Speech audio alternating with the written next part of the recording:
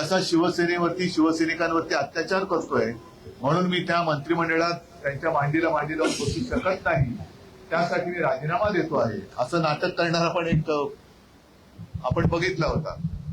त्याच्यानंतर एक कारण दिलं, अजित पवार राष्ट्रवादी आम्हाला निधी देत नाही म्हणून त्यांच्यासोबत आम्ही बसू शकत नाही, काँग्रेस बरोबर बसू शकत नाही.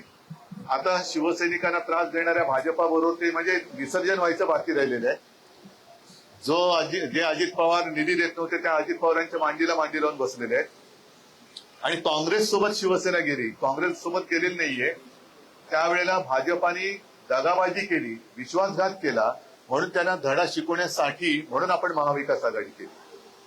परंतु आता या ज्या काही नगर परिषदेच्या वगैरे निवडणुका चालल्यात त्याच्यावरती सोशल मीडियावरती आता तुम्ही बघितलं असाल की त्यांच्याच पोस्टरवरती सोनिया गांधींचे फोटो आहेत.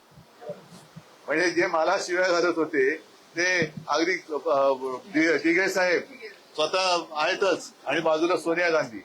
म्हणजे ही सगळी लाचारी ही सत्तेसाठी चाललेली आहे. एक तर त्यांना आता काही किंमत तिकडे मिळत नाहीये.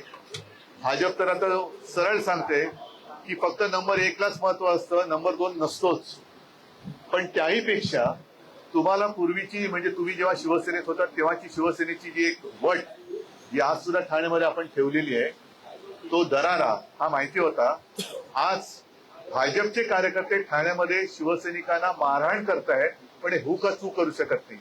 याला काय म्हणायचं, लाचारी म्हणायचं नाही तर काय म्हणायचं. पण मला त्याची चिंता नाहीये, कारण ठाणा म्हटल्यानंतर शिवसेनेचा बालेकिल्ला आणि तो बालेकिल्ला अबाधित राखण्याचं काम हे तुम्हाला करावं लागणार आहे.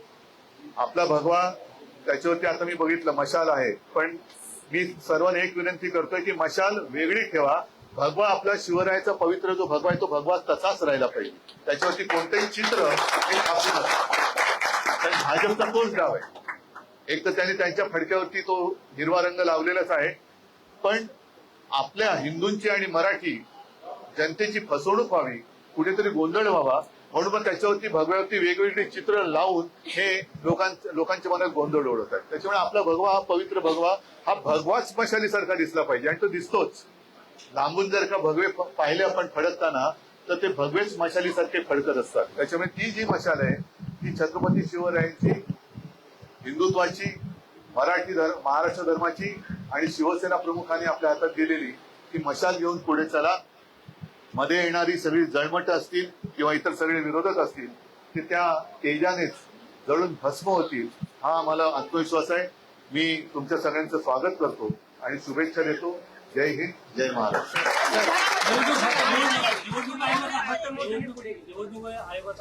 बघा, निवडणूक आयोग आणि न्यायालय याच्याबद्दल न बोललेलं बरं. सगळीकडे नाही बघा, ऐकायचं एक मिनिट. आता प्रवेशाचा कार्यक्रम झालाय, याच्यावरती आज आदित्य मला तो प्रेस घेतो आहे, आजच घेतो बहुतेक, आणि नाही तर मी या विषयाची पुन्हा भेटेन, पण आता याच्यात मिक्स करू नका.